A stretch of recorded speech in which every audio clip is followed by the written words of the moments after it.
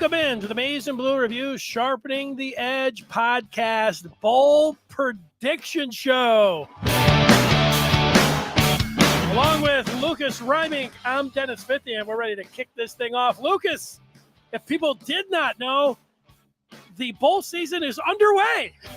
It is. It has started. Kicked off a couple hours ago. So, yeah, it's exciting times of the year for college football fans. A lot to keep track of with opt-outs and coaching changes and all that sort of stuff. But this is where the people who really know football can really stand out. So, excited to talk about it. There's tons of bowls, and for this particular show, we have decided to take on a lot of the games. I don't know. I've got 41. It depends if you want to go to the Cricket Celebration Bowl and add in 42, but there's 41 bowls. We're going to pick 26 of them all the way up to December the 28th. So that's, 60 some odd percent of the bowl. So if you're a college football fan trying to, handicap these games, figure out who you want to play, a bowl prediction, late, sometimes you're able to do that. That's what we're here for. And with that, let's kick this thing off. I am going to hit refresh because, as I said, there was a game in progress. And so for that, let's bring it up and see more than just a big white screen. If we can get a final. No, not yet. There's a minute to go. UAB leading the Miami Redhawks 24-20 with just over a minute to play. And in this game, the Redhawks were getting 11 points. So go ahead and tell everybody how you liked Miami plus the points, but UAB maybe to win it. Yeah, I don't know. That would have been a non-play for me. I like UAB more as a team. I just think they're better. But, wouldn't have played that one for sure. Not my expertise there, those two teams. Well, I knew that Trent Dilfer was going to be with the team, with the Blazers. And then, the thing that jumped out with UAB is Dwayne McBride. He's the nation's leading rusher at 155 yards per game. So that had me thinking about taking the Blazers. But when it comes down to double-digit points in a bowl game, I also, if I was going to bet it, would have taken Miami. But it's very easy to say since I'm looking at the game and I see that, it's almost over and that Miami is going to cover that 11. So I'm not going to be able to take credit. I could try to take credit for that one, but I'm not going to be able to take credit. So let's get to a game that has not been played yet, but it's getting ready to kick off here at the top of the hour. Exploria Stadium in Orlando, Florida. Yeah, the University of Texas, San Antonio against Troy. This is for those that don't know, the Road Runners and Trojans. And Lucas, what I would say about this one, there's a lot of bowls that are not watchable.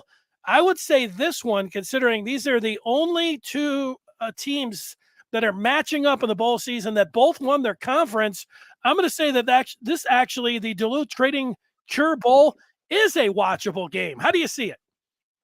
Yeah, I'm with you. It's a pretty good game considering, the conferences that these two teams come from. Both won 11 games. Obviously, it's hard to win 11 games no matter what conference you play in. Both these teams have good regular seasons. I am on the Roadrunners, UTSA. I thought at 2.5. If you can get it at that number, go grab it right now. Some of them might move out to 3 before kickoff here in the next 10 or 15 minutes. The reason I like UTSA, Frank Harris, stud quarterback there. For the Roadrunners, there was some thought actually kind of behind the scenes, back channels workings, that he could enter the portal and end up jumping to a better Power 5 school. But UTSA did a good job kind of talking him back off the edge. He's going to come back to UTSA. Sounds like they came up with a pretty competitive NIL package, decided to sort of keep him at the school there. And I like this game. I like as long as he's playing, I would take the Roadrunners. I think Troy for 11-2 team is, like I said, it's hard to win 11 games. Like they had a good regular season, but I don't think their 11 wins are near as impressive as what UTSA did this year. So I like the Roadrunners to cover that 2.5 there in that game. I agree with you. And Harris with a 71% completion percentage, that's pretty good. And as you go and just talk about a game that's watchable, both teams on a 10-game winning streak, and they both won their conference. So I'll watch this one as soon as we're done here and check it out. You can't say that about every one of these games, so I don't want to make it seem like I'm trying to sell the Road Runners and Trojans. I actually do like that game. Let's get to the next one. And this one is the Scott Satterfield Bowl.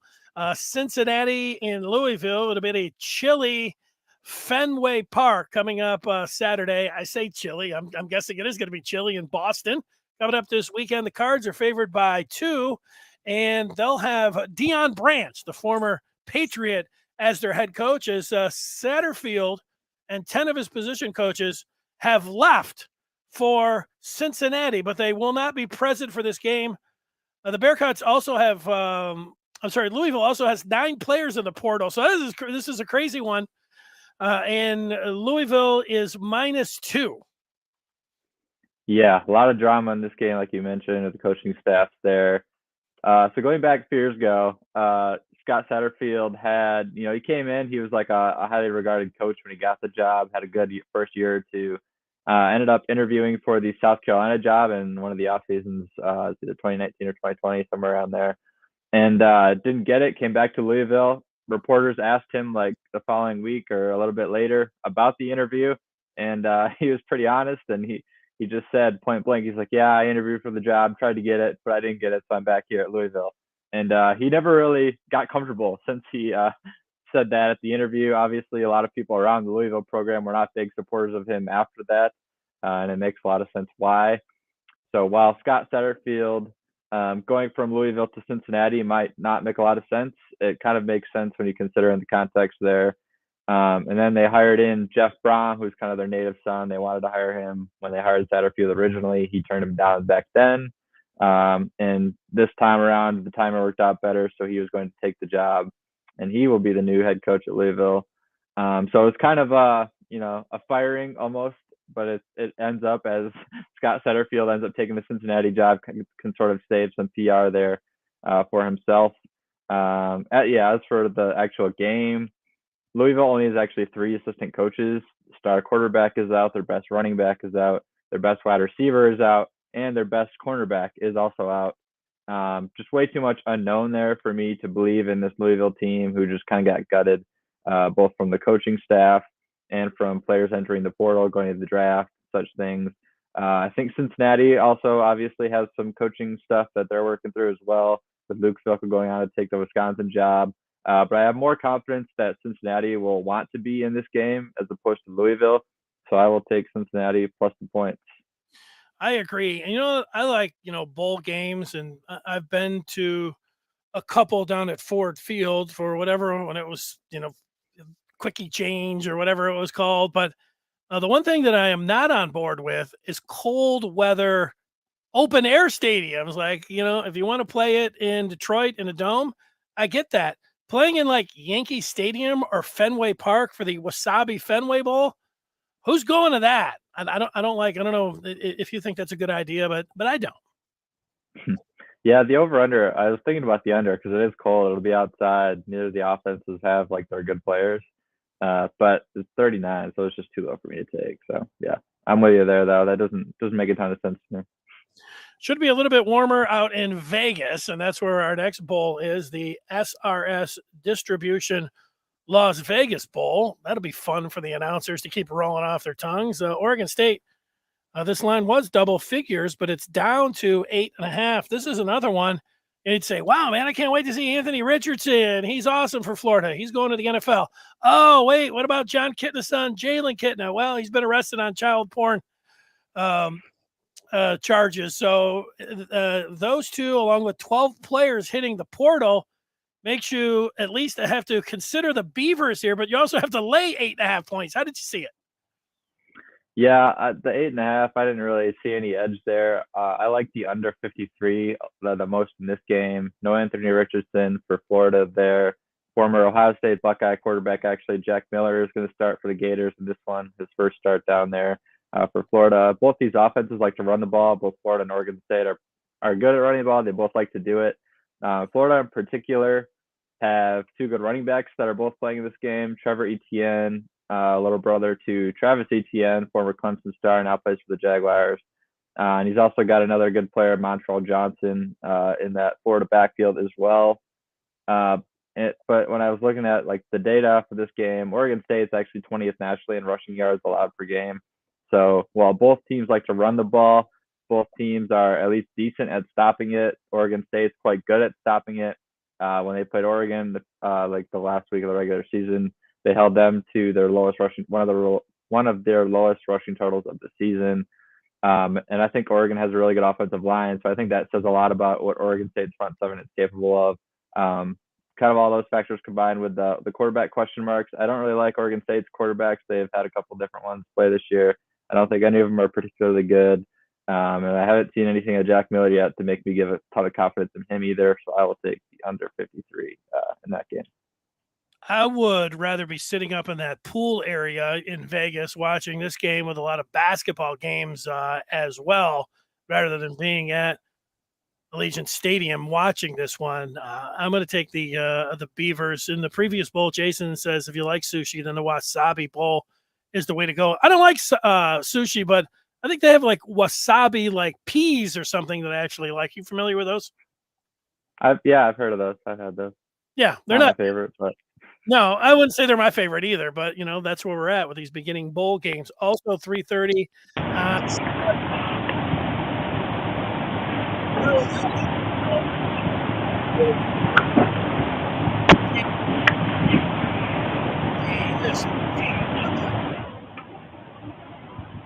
Looks like it's gone for maybe a little bit. I don't know. All of a sudden, we're getting some communication issues. See what that is. Be my phone? Is it me?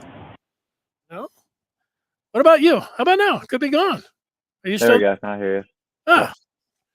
All right. We apologize for that. I didn't know what was going on there, but we do go to the next game on Saturday. That is the Jimmy Kimmel. I wasn't going to say fond things about Jimmy Kimmel, so maybe he threw something in there. You got Washington State and Fresno State, with Fresno being -4. How do you see it? Yeah, I don't know. I was like, this game could be really exciting. You got two good quarterbacks, Jake Haener, Cam Ward. It's kind of a fun quarterback matchup. Jake Haener probably has some NFL future. Cam Ward was a highly touted transfer from the FCS level when he transferred over to Washington State. But both defenses actually surprisingly good in this game, which is probably wasn't what you think of when you think of Fresno State and Washington State. I tend to think offense, but both the defenses actually are relatively good. They're 25th and 33rd respectively in points allowed per game. Neither offense is actually very explosive either. So while you think, you see these two teams, you think offense. I think it's actually the opposite this year. Neither offense is very explosive. They're like 50th and 73rd in scoring offense. So my favorite bet in this game is the under 53. I think it'll be more of a low-scoring game. Could be exciting though because you have some good quarterback play, but I think both defenses will both win out towards the end of the day. So I like the under there. Yeah, I was looking at the Cougs. Washington State, they played Utah and Oregon tough this year, so they had that going for them. But Fresno won the Mountain West, so trying to balance it out. I think in the end, I will take Fresno, and I will lay the 4 points. As there are some games in here that you call watchable, there are some that you might say are unwatchable. I put this one at 5:45 on Saturday in that category, the Lending Tree Bowl. Rice at 5-7. They get in along with Brett Favre's alma mater, Southern Miss, and Southern Miss is favored by 6.5 over the Owls. Yeah, lay the point, Southern Miss. I think Rice is really bad. They're only 5-7. Their 5 wins. Ready for this? Louisiana, UAB, Louisiana Tech, UTEP, and McNeese State. So quite the pair of teams there that they've beaten. And to back that up, they also finished 1-4 in the last 5 games. Really not. I just don't think they're a very good football team. I think Southern Miss is like a decent football team, even though they're only 6-6. So I like Southern Mississippi, there to roll big in that one. Yeah, Frank Gore Jr., the running back for Southern Miss, and Rice giving up 166.8 yards per game. I like Gore to go off, and Rice is in because they didn't have enough teams that were bowl eligible, so they go to some kind of academic formula, and that's how Rice ends up getting in here. So congratulations getting into the bowl game. I don't think you're going to win it. I'll lay the points as well. We get to 3-letter acronyms going out of here: SMU and BYU. University Stadium, Albuquerque, New Mexico. It is the New Mexico Bowl, and SMU is -4. You see the big over and under there at 64. You got some key players like the top wide receiver for SMU is not. He's going pro and he will not play. And also on the other side, BYU, you got their starting quarterback is questionable, and the backup is in the portal. So a lot of interesting things that you got to monitor in this game. Yeah, just because of that reason, just like you mentioned there at the end, the questionable quarterback situation there for BYU. I've got no official play in this game. I was leaning BYU. Just internally, my numbers, I like BYU more. I think their defense is way, way better than SMU's. SMU doesn't play hardly any defense whatsoever. But BYU, they changed play callers probably through the year as well. So they've been better since they changed play callers because they started out the year really rough. But with the quarterback question marks there, I just can't place enough confidence in it to bet it either way. But I would lean BYU. Yeah, I noticed that SMU played a game this year where they beat Houston 77-63. That was an NCAA record, and that was a football score. Amazing in that one. I'm with you. I'm taking that pick. Let's go to the Toyota Stadium in the Lone Star State, the Frisco Bowl, presented by Serve Pro. You've got the Mean Green of North Texas taking on Boise State. Big number in this one. The Broncos -10.5. Lucas. Yeah, I'm going to lay the points with the Broncos here. North Texas fired their head coach, Seth Luttrell. Boise State's season started off really bad, but then they kind of turned it around. They switched quarterbacks and offensive play callers midway through the year. They got things rolling down the stretch. And Mean Green play absolutely zero defense. They also have coaching issues, guys transferring out. They're 110th in scoring defense. So I like the Boise State Broncos to be able to control the line of scrimmages there on both sides of the ball. I think they roll in this game, so I'll lay the points. I agree with you to your point about their defense. North Texas giving up 460 yards per game. Per game. How are you going to bet on that team? I think I would like 20 in the Frisco Bowl. All right, that takes us down here. I'm pushing the wrong button. Now I get us to Monday, December the 19th. We've got Marshall and UConn. It's called the Myrtle Beach Bowl. Now, this is my kind of bowl. Now we're talking. I wouldn't mind being in Myrtle Beach.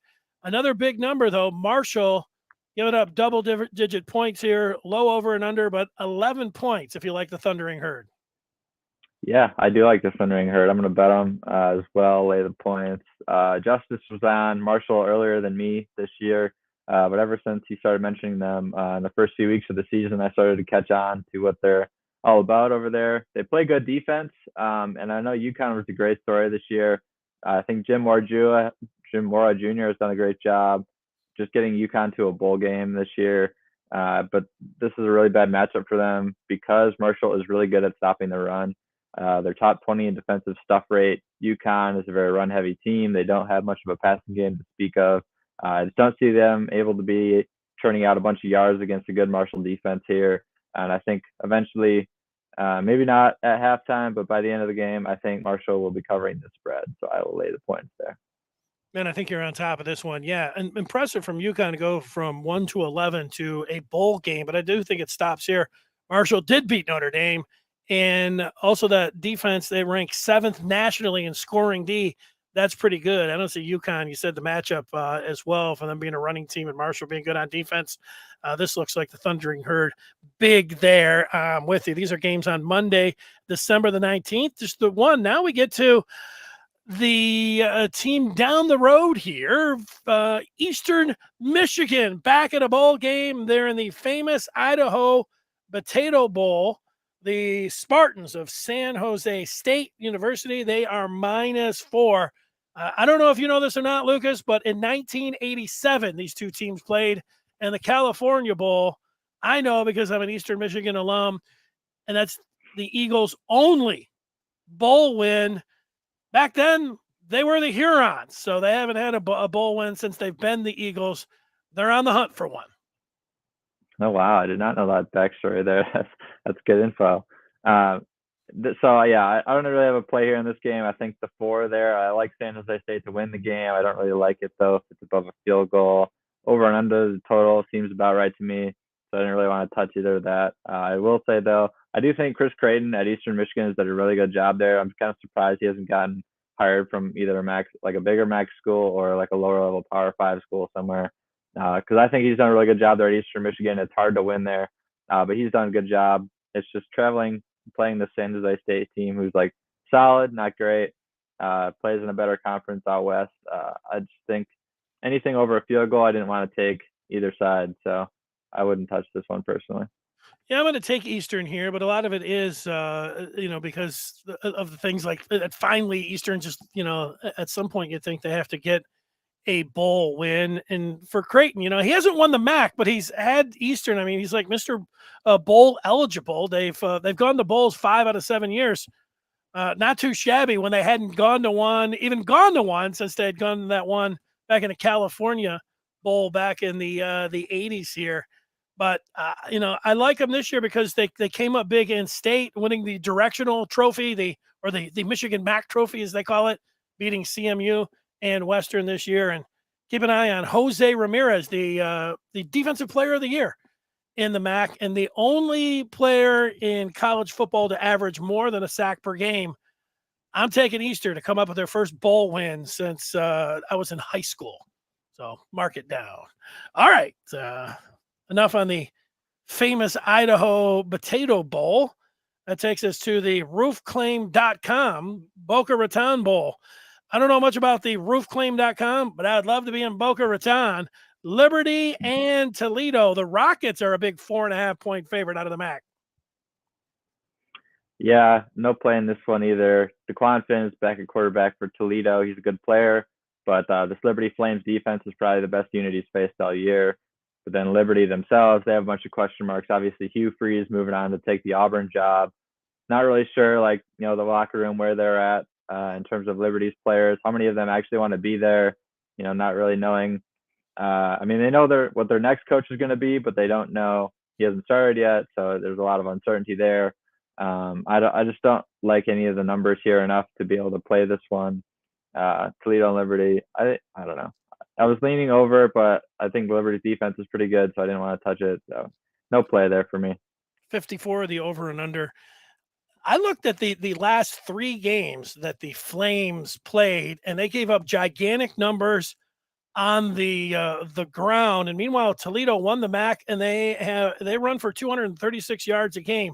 It's a big mismatch, and it's a late trend when you look at this one. That's why it's one of my picks of the bowl season. I love Toledo by double digits over Liberty in the Boca Raton Bowl.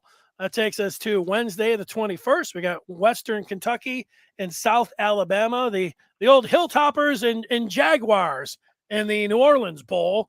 And you've got Southern Alabama. It said USA favored by 4.5. I'm like, who's that? That's South Alabama. What do you like? Yeah, I'm going to take the points, South Alabama here. Quarterback Austin Reed for Western Kentucky had a really good year, but he entered the portal, so not really sure, where he's going to end up, but he will not play in this game for Western Kentucky. And then on the other side, South Alabama's head coach got a lot of consideration for some bigger jobs this offseason, following the Jaguars' 10-win season. They played UCLA tough early on. They played really salty defense, very stingy. And I think over the course of the time with Western Kentucky's backup quarterback, I'm not really sure, how good he'll be. So I'll lay the points there with South Alabama, -4.5. Yeah, I will too. But this is one of those stay away games when you start looking at the transfer portal and injuries. I mean, what are you going to do? South Alabama, I'm looking. They give up the 3rd fewest yards per game in the Sun Belt.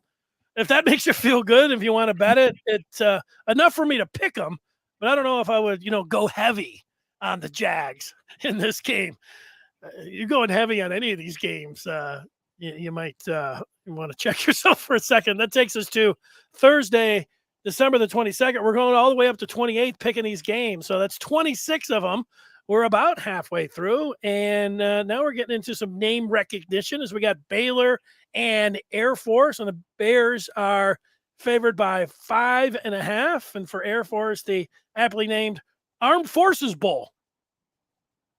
Yes, I'm going to lay the points with the Baylor Bears. I don't just hate the troops. This is just a football play for me here. Air Force runs the triple option. but they haven't faced anything all year close to this Baylor defensive line, which is just gigantic. They're in a sort of like a hybrid 3-4 there that Dave Aranda likes to run. They have gigantic defensive linemen that they plug the gaps with. I think it's a bad matchup for Air Force for that reason. I have a hard time seeing the Bears defense give up a lot on the ground, and they've also had the extended time to figure out how they want to defend this option offense. And then I think on the other side, they have a big offensive line, good run game. Quarterback play has been great all year for Baylor, but it's been solid. And when they control the line of scrimmage, their offense has a lot of success. I think they'll be able to do that against Air Force. So I will lay the points. I think those are all fine points. I'm going against you in this one. I do think the best running back is Richard Reese, the star freshman from Baylor. But I like Air Force. They won the Commander's Trophy for the first time since 2016. They average a best in the nation, 330 yards rushing per game. And Baylor, just looking at it, 44th versus the run. If they were top 25, I would think I'm going to go with Baylor, but being in the 40s makes me think Falcons, and I'll take those points. So I'll go against you in the Armed Forces Bowl, and I'll take Air Force. As a matter of fact, I'll take them outright. Oh, there we go. As we go to Friday, we're getting closer to Christmas, and you got Louisiana in Houston in the Independence Bowl in Shreveport, Louisiana. Yeah, very exciting location there. As for these two teams, I don't think either of them are all that impressive. Dana Holgerson has a terrible record in bowl games as a head coach. He's like 2-9, something like that. He tends to just kind of opt out at the end of the year, just kind of focuses on recruiting for the next season, both in the portal and with high school players. I would guess he would probably follow a similar path here in this game. And then Clayton Tune at quarterback is expected to play. I'm not fully convinced he will. Because just last week he accepted an invite to the East-West Shrine Bowl there for Houston. So I don't actually know if he'll play. As of right now, it looks like he's going to. But because of the quarterback uncertainty there, I'm not going to touch this game. I'm not going to touch it either. It's like at some point you got the Sun Belt, you got the AAC, and, for all of you Sun Belt and AAC fans, you're like, I go with the Raging Cajuns because I like their nickname. And also they're getting 7 points. And what you said about Houston's coach opting out usually this time of year and, getting his hair done or whatever that is off the fact that he's running, I'm with you. I'll take the Raging Cajuns. But with that, a great amount of stats behind me. That is getting us to 6:30 on Friday, a week from today. And you got Wake Forest, a team that you bet a lot this year, or looked at. It seemed like you bet them a lot. And they're taking on Missouri. These two teams look like, though, teams that are headed in opposite direction. Lucas, Wake Forest lost 4 of its last 5. Meanwhile, Missouri won 4 of its last 6. So you have to put that into play. How did you look at it? Yep, I don't care. I'm taking Wake Forest. Lay the points. My numbers have liked Wake Forest all year. It's really just kind of led by Sam Hartman, quarterback there. A.T. Perry out wide, his best receiver. Both of them are going to play in this game. There's kind of been some speculation that maybe Hartman will enter the portal after the game, but none of that's obviously come out yet. He is going to play, so for that reason, I like the Damian Deacons. And over for Missouri, they are missing 2 of their 4 starting secondary players, 3 of their 7 starting front defensive lineman players, their starting quarterback, and their starting receiver are all either opting out or in the portal. So just a lot of question marks on that Missouri defense, especially, and also their most important positions, quarterback and one of their best receivers, maybe their best player on the team, and Levitt there transferring out. So I'll take Lake -1. Dude, that's it? That's all they're missing? I'm with you. Once you see all that attrition, it's hard to take the Tigers despite the trend. If you gave me $100, would I be able to figure out what the Gasparillo Bowl means? If I gave you $100, would you tell me what the Gasparillo Bowl is? I have no idea. Absolutely no idea. Is it something to do with the mortgage, Union Home Mortgage, Gasparilla? I'm going to say it's a flower. Sounds like it could be. Sorry, what is a Gasparilla. See what she says. Here's what I found. It's a pirate festival. There you go. Hmm. The Pirate Festival Bowl down in they're going to play it in Tampa where the Buccaneers play it. Makes sense to me now. Okay, let's take you to a week from tomorrow. That means what? Is that Christmas Eve already? Wow. That gets to the Middle Tennessee San Diego game, the Brady Hoke Bowl, the Hawaii Bowl. How about Coach Hoke getting ready to go out there and gets a trip to Hawaii, and he's favored by 7 points. Things are good for Laura Hoke because she gets to follow her husband out there to the island to watch the Aztecs take on, what are we talking about, the Blue Raiders from the Conference USA. Yeah, and like a lot of Brady Hoke coach teams, the Aztecs like to run the ball and play good defense. And Middle Tennessee is pretty much the polar opposite of that. They want to chuck it, air it out. They're an air raid spread. They don't play hardly any defense. So I think it's a very interesting stylistic matchup here. But because of the uncertainty, I'm just not really sure how that matchup will play out. So I won't touch any of the points there. San Diego State 7 seems about right to me. 49.5 also seems very, very close to how I think this game will go. So no official play there. I'm going to give everybody a tip, and you passed the test, Lucas, because as I looked at this one, there were about 5 or 6 bowls that I'm like, I don't know. I'll take a deep dive. And I just kept going back, and I'm like, oh, okay, here's some, all right, here's a little factoid. I just kept coming back to this one and looking at the rosters and looking at the numbers. And this was the hardest game to handicap on the board. Middle Tennessee State had some big wins, and they had a bunch of bad losses. Meanwhile, you could say the same thing about San Diego State. Huge upset, but then they walked in and got beat at home. I don't know. And to add in, you go out to Honolulu. I mean, are you really thinking about playing football? Or are you thinking about being out on the beach and like hanging out at the White Lotus or something? Looking for some of the people that are checked into the hotel there. I can tell you what I would be doing, but I'll take Brady Hoke in his 3rd year because I'm a fan of the Hokes, both Laura and Brady. That's why I'm picking San Diego State and laying the points. All right, let's keep it going. No games on Christmas. The NFL, though, will be playing on Christmas. We're down to the last couple. Look at this. New Mexico State, Bowling Green. That's right here down the road at Ford Field. The Falcons favored by 3.5 in the Quick Lane Bowl. Yeah, I'm going to lay the points with Bowling Green here. New Mexico State, I just don't think it's all that good. Former Minnesota head coach Jerry Kill is out there coaching out west with the Aggies. Bowling Green's quarterback is actually pretty good. Like, I've watched him a little bit. He can spin it a fair amount. I think I'll have a pretty good day against this Aggie defense, so give me the Falcons. I'm with you. I don't know how many times you say this or if it's funny or not, but I think Bowling Green will kill him. I will lay the points as well. Bowling Green just shooting up 75 to take on the New Mexico State Aggies. Let's get to Tuesday, and you've got now Georgia Southern out of the Sun Belt, and they're taking on Buffalo. This is one of those revenge games because you got Georgia Southern's quarterback. He's a transfer from Buffalo, and he played a lot, so this is a tough one.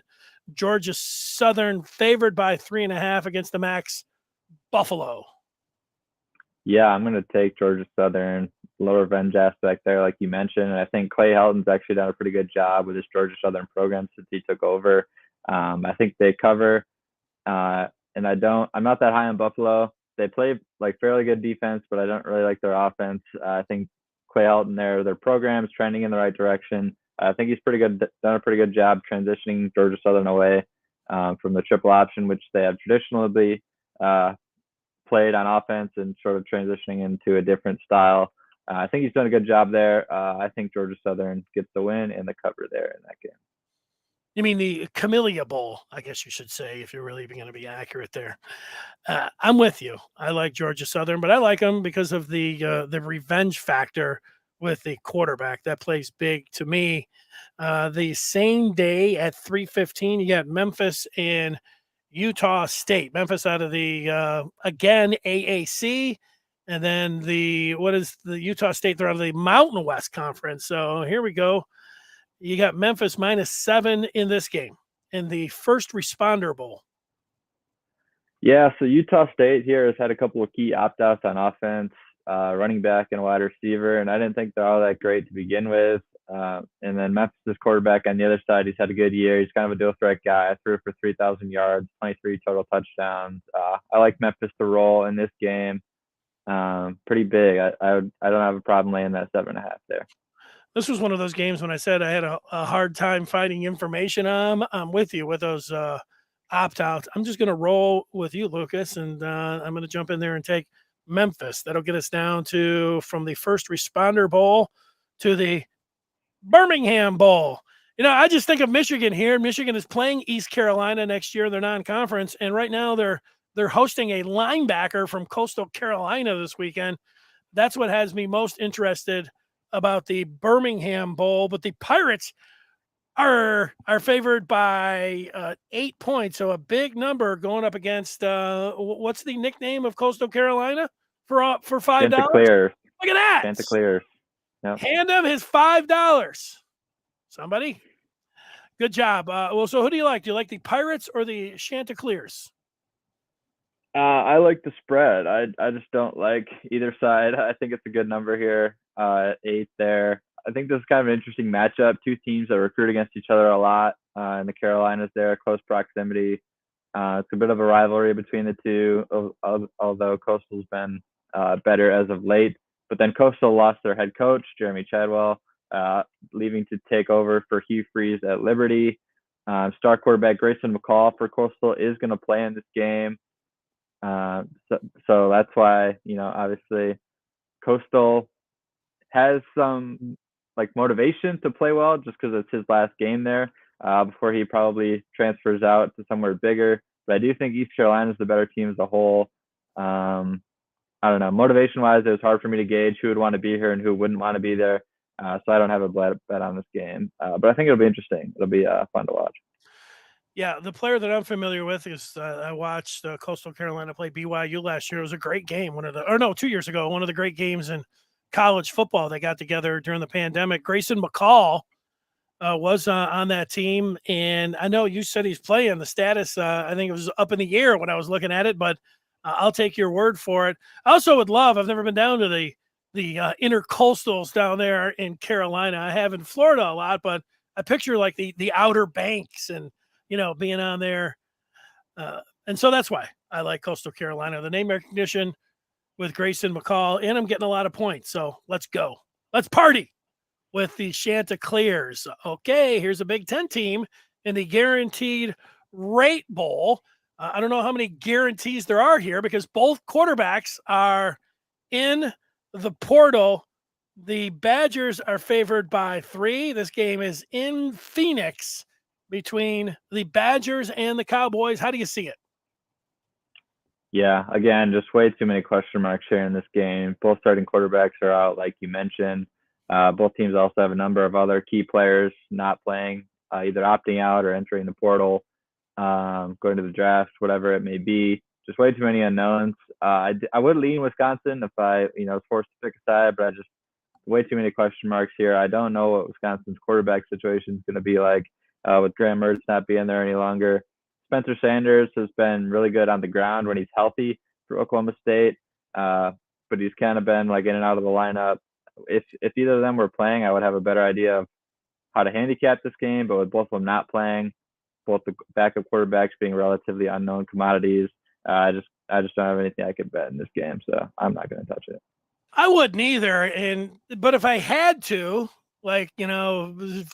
take a screwdriver to my face or something saying that you had to bet it, I can tell you that this year, Oklahoma State rose all the way up to be the 11th ranked team in the country. And you and I, in, week 7, week 8, I put my hard-earned money at the end of October with a bet on Oklahoma State against Kansas State. They lost that game 48-0. And they've only had one win after that. I don't know what has gone on there with Oklahoma State, but there's no way that I would put your money or anybody else's money on Oklahoma State. So I'm picking Wisconsin in this game. And it looks like Luke Fickell, at least he's going to be with the team. I don't know if he's just going to be an observer, but him standing behind the bench while, there's some coaching that could factor in, and Oklahoma State falling flat on their face. There's no way that I can take them. All right, let's get to some more bowl games coming in here. Wednesday, December the 28th, they've got Central Florida and Duke. I think that was a great first round basketball game a couple years ago where I don't know, did Duke lose that game or they won it? It was an amazing They barely won it. Last second shot. Former Michigan player that transferred. Aubrey Hawkins. That's right. What a great game. Was Zion in that game? Zion Williamson? I don't remember if that was the Zion year or not, but yeah. None of those people are factoring in this game, the Military Bowl. It's going to be played in Maryland, another chilly one. So how do you see it with Duke favored by 3 and a big over and under of 62.5? Yeah, so Riley Leonard there at quarterback for Duke. He just quietly had a pretty good year for the Blue Devils there. Mike Elko has done a really good job resurrecting this Duke defense. He came over from Texas A&M. And most importantly, they're really good at stopping the run on defense, which is exactly what Gus Malzahn and UCF's offense will want to do. John Rice Plumlee, quarterback there for UCF, sort of questionable. Their best receiver, slot guy, Ryan O'Keefe, probably not going to play in this game either. So because of that, and because of the strength of Duke's defense being able to stop the run, I'll take the Blue Devils there to cover the 3. Yeah, I looked at this one. This was a difficult one to handicap for me. 2 decent quarterbacks, though, when you start taking a look at the numbers as you talked about right there. But I think the game being played in Annapolis, Maryland, Central Florida, it's going to be a lot like the Dolphins playing the Bills this week. They sit around, basking in that warm weather and a nice soft practice field, throwing the football around. Then they go up to Annapolis and they freeze their ass off. Not like Duke is, in Minnesota or something, but it's further north than Orlando. Give me Duke. I'll lay the points. That's how I handicapped that game. We've got 3 more to look at. And so with that, we get to Kansas and Arkansas in the Liberty Bowl. Lucas, the Hogs favored by 3. Yep, I will lay the points with the Razorbacks there. Star quarterback KJ Jefferson for Arkansas is going to come back next year. He also announced that he's going to play in this game. So that's really big for their program, their offense specifically.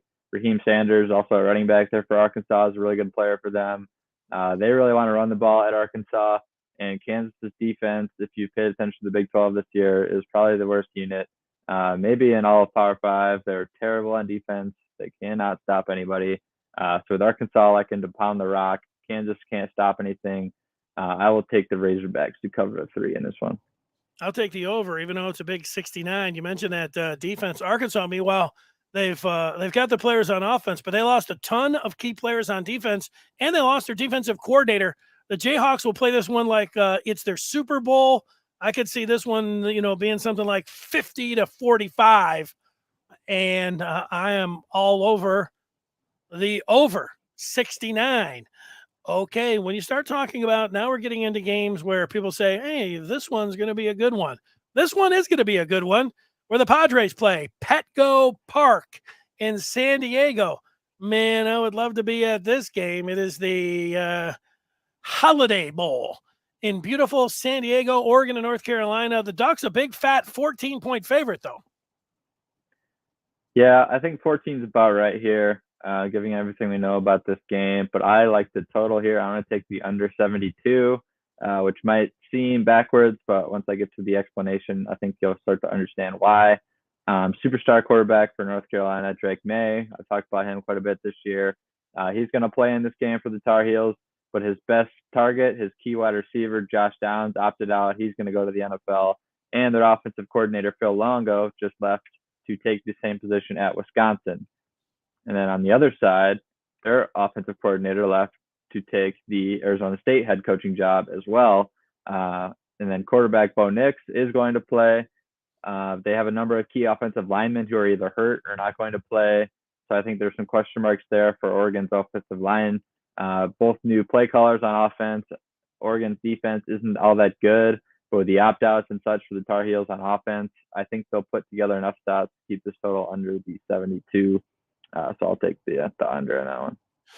Yeah, I just like this one because I knew and had watched both of the quarterbacks in May and Nick, so I was entertained by that. I thought about going with the over, but it's such a big number. It's even bigger than that 69 one with with the Hogs and the Jayhawks.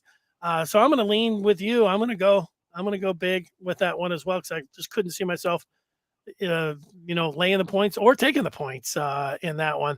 So I'm with you on the bet. That gets us to the last one, at least in this particular show. And it's the Texas Bowl. And no surprise, it's going to be played in Houston, Texas, with a Texas team, Texas Tech and Lane Kiffin's Ole Miss squad. Ole Miss, the Rebels, you got to lay 3.5 with all that stuff going on in Texas. Will you do it? I'm not going to touch that, but I will go the over here, 69.5. I see this one being a very, very high scoring game. Lane Kiffin obviously staying at Ole Miss is really big for the program. Quinshawn Judkins at running back there for Ole Miss, one of the true freshman All-Americans, had a great year for them. But I do not trust the Rebels defense, and I do not trust the Red Raider defense. So while the Red Raiders don't have a ton of household names on offense, they have been able to move the ball effectively in the Big 12 all year long. I think they'll be able to have a good game here, put up a bunch of points on both sides. So I will take the over 69.5 there. Good bet. This is one of my favorite games to pick once I started taking a look at the numbers. And I thought Ole Miss got distracted late in the season with Lane Kiffin, sniffing around with Auburn. But knowing that he's back, I think that's going to be important. And then Ole Miss really can run the football. And Texas Tech, when you look at their numbers, 90th against the run. That's too big of a disparity to me. I think that Ole Miss will win this one by double figures. One of my favorite bowl picks of the season. Ole Miss and lay the 3.5 in the Texas Bowl. There it is. All right. So that was out of 41 bowl games that will be played. We picked 26 of them. That's 63% of the bowl games. Lucas, the good news here is when we look at the remaining bowl games, we're going to get to the meat and a lot of outstanding matchups. This was tough. You did a great job working through all those different numbers. You knew a lot more than me about these games. Nice job. Yeah, a lot of information to go off of. It's really hard to keep track of all this stuff. And the biggest thing I like for bowl games for me is always motivation. It's like who wants to be there and who doesn't. And that's a really hard thing to quantify. So that's why I like numbers and analytics. They'll give you one number, but then you'll see the board results, when you're looking through next week and you'll be like, man, what happened there? So that sort of stuff happens all the time in bowl games. It's a really hard time to handicap sports, but we did our best and with all the information we had available. And like you said, the next round will be probably a lot more exciting in terms of the games and the programs and stuff that's at stake. So looking excited to that one. Yeah, well, like Florida, I'm not sure on this particular show I wanted to be here, but I am looking forward to the next one. But your enthusiasm of wanting to be here today and having the knowledge of these games carried the day. Great job. And we look forward to talking with you to look at the remaining bowls. So Merry Christmas. And we'll be able to look at New Year's when we next are here on Sharpening the Edge. Lucas, great job. Absolutely.